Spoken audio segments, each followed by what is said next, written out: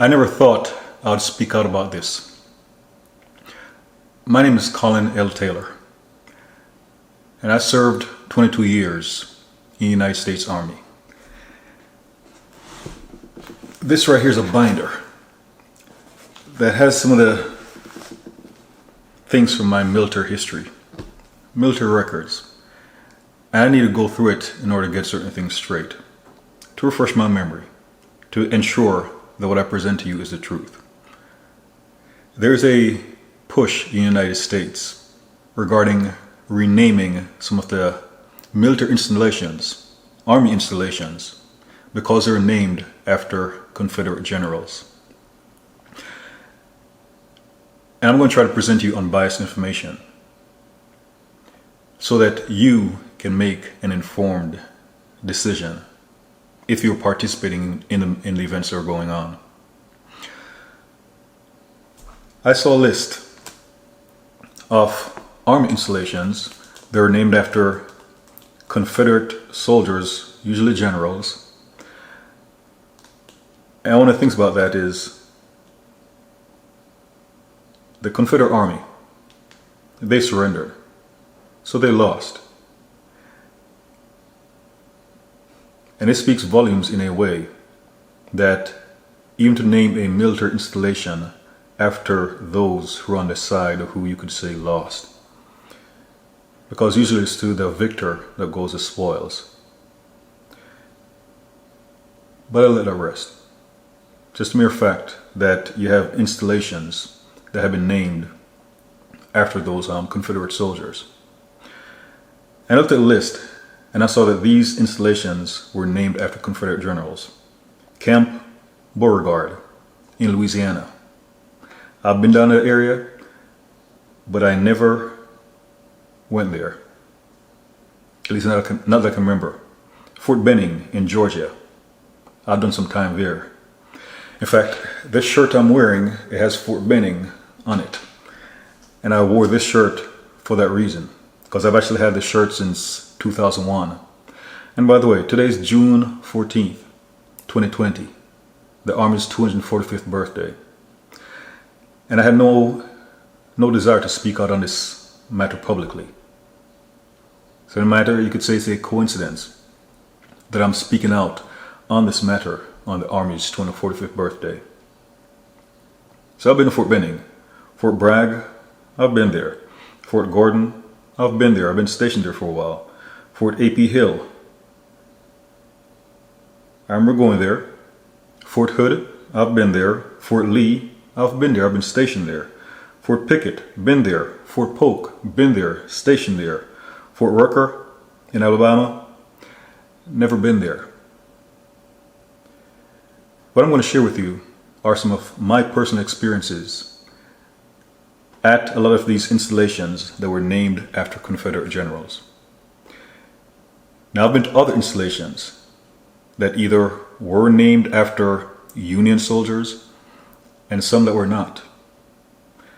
And let me just say, I didn't notice any difference between my ability to serve and the way I was treated, whether I was at a base that was named after a Confederate soldier versus a Union soldier. Like I mentioned, I'm trying to present unbiased information. This right here is a battery, a 9-volt battery, and at the top it has 2 terminals, a positive and a negative. And as I learned recently, it's the negative and positive aspects of this battery that makes it powerful.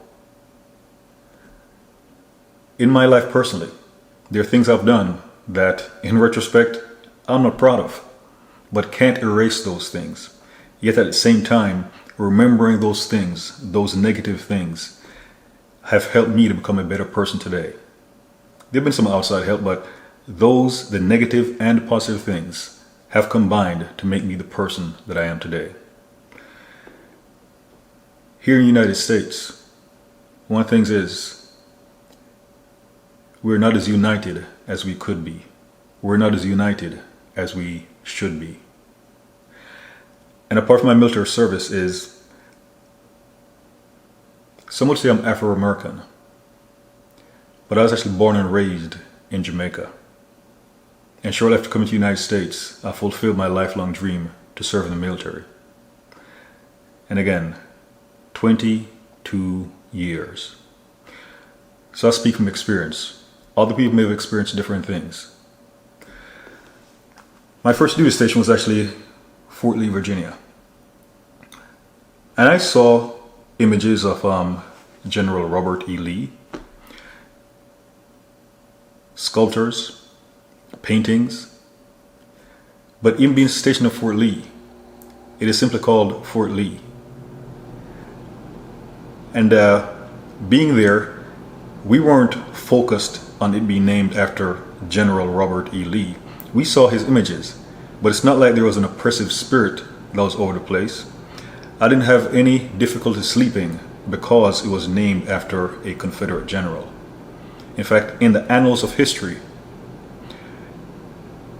General Lee is actually a respected strategist and a respected military leader. Not because of maybe his beliefs on race, but him as a war fighter. But being at Fort Lee, I didn't feel oppressed because it was named after a Confederate general. In fact, while I was at Fort Lee, my first duty station, I went from a private, a pay grade E1, to a staff sergeant in 4 years. That is a promotion rate it is not very common. Making staff sergeant in 4 years. And this was at Fort Lee. While at Fort Lee, I competed in a series of competitions at the unit level all the way to the post or installation level. I was named the Fort Lee Soldier of the Year. I went back to the competition after becoming a sergeant. I became the Fort Lee Non-Commissioned Officer of the Year. Those things at a military installation that was named after a Confederate general. Yet, via hard work, dedication, and by God's grace, and I can't speak about things without speaking about God's grace, but by God's grace, I was selected as the post or the installation soldier of the year, and then the installation NCO of the year. That at a base that was named after a Confederate general.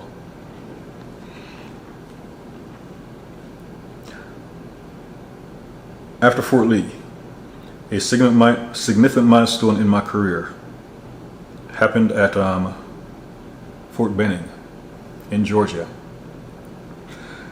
I went to Fort Benning for officer candidate school. While I was in officer candidate school, there were very few leadership positions at what we call the company level, because most of the things that we did were at the platoon level. So we all had the opportunity to become a platoon leader. But one day the officer in charge of my platoon came to me and asked me, how do I feel about becoming the student company commander?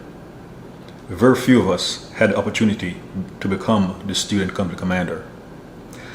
Now my answer to the officer, I didn't sound too zealous, and the answer that I gave him was one of somewhat humility, and he took it the wrong way, and I was not selected as the student company commander.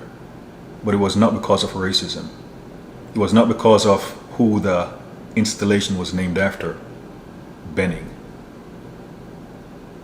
However, a few weeks later, I had another opportunity, but this time, what we call the TAC officer, he didn't come and ask me how do I feel about this.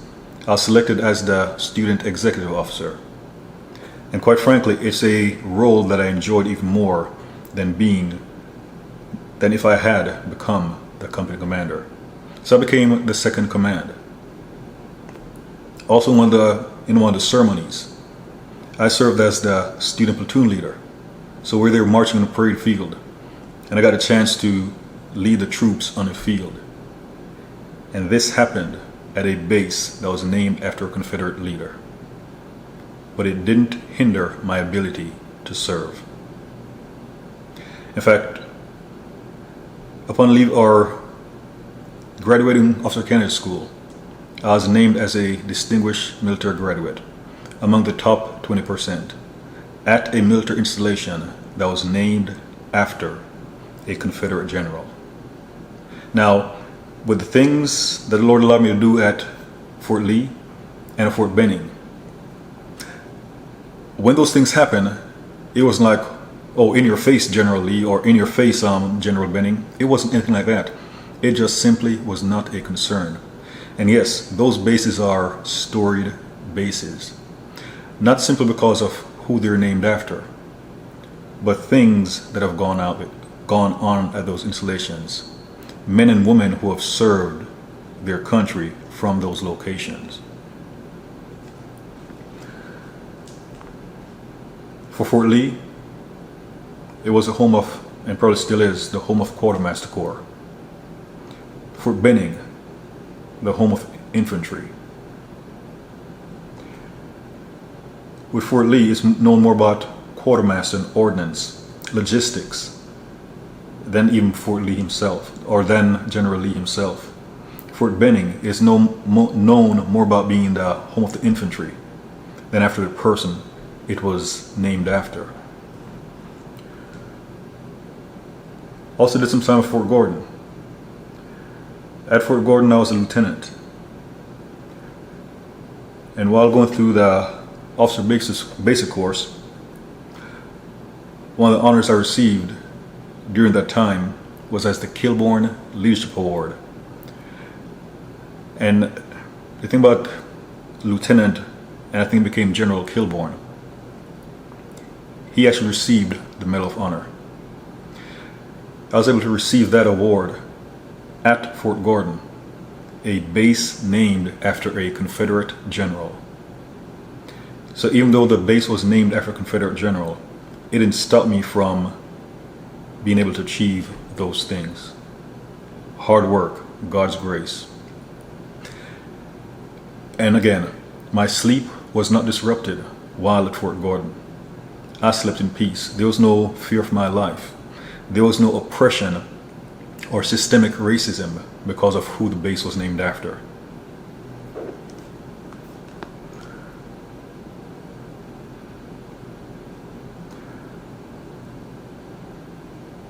Been to Fort Bragg, slept in the area, slept in peace. Fort AP Hill, day trip. Fort Hood, day trip. Fort Lee, spent years. Fort Pickett, day trip. Fort Polk. Fort Polk in Louisiana.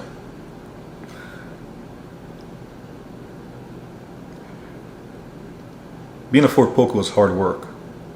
And it was hard work regardless of your skin color. I slept well on Fort Polk. Being there in the South at a base named after a Confederate general, there was no systemic racism that held me back. In fact, while I was there, I actually got promoted to major below the zone a year before regular time. In addition to getting promoted below the zone to major, is that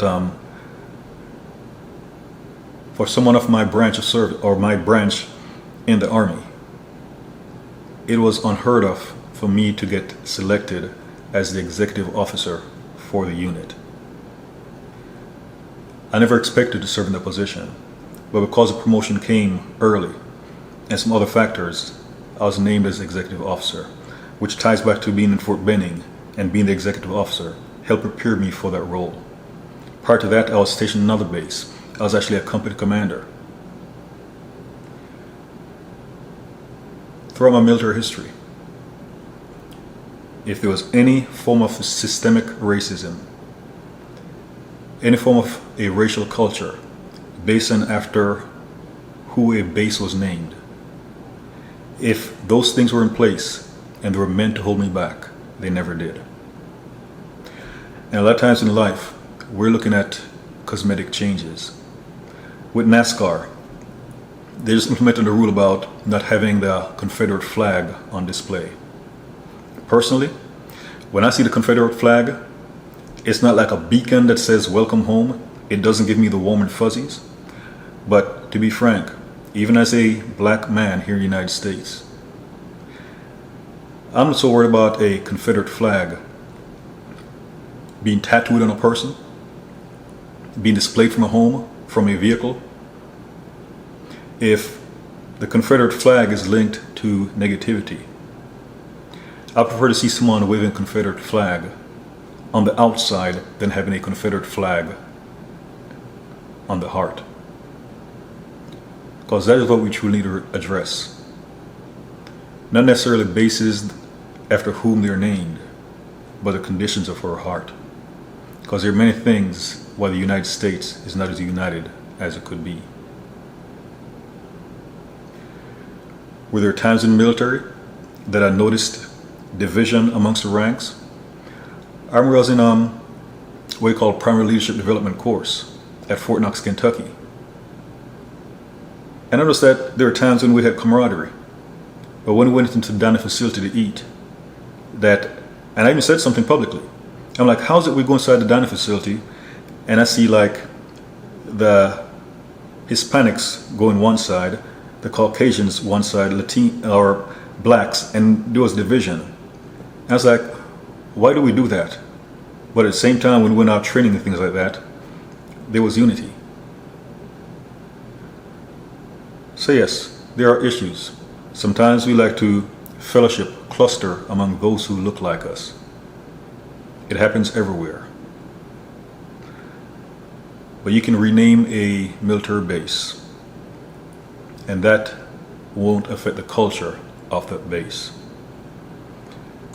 On the installations I've been stationed, visited, or even know of, I've seen leaders of all different ethnicities in charge.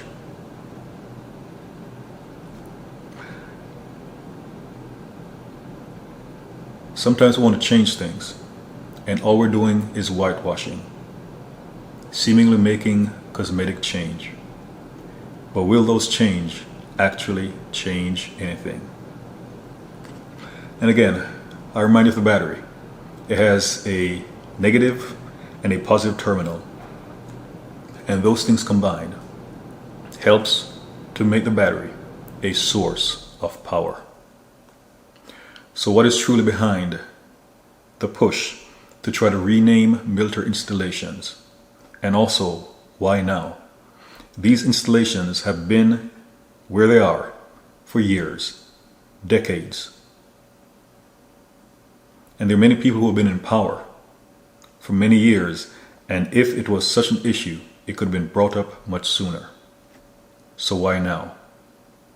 Are we splitting hairs over things that truly don't matter? This is my perspective. Initially I was going to write this out, but I decided to do a video instead. But this is my perspective. I've been to a lot of these bases, actually most of these bases in the Army, named after Confederate generals. And from my point of view, I haven't seen anything that because an Army base, Army installation is named after a Confederate general, that is any different from those that were named after a Union general or someone else.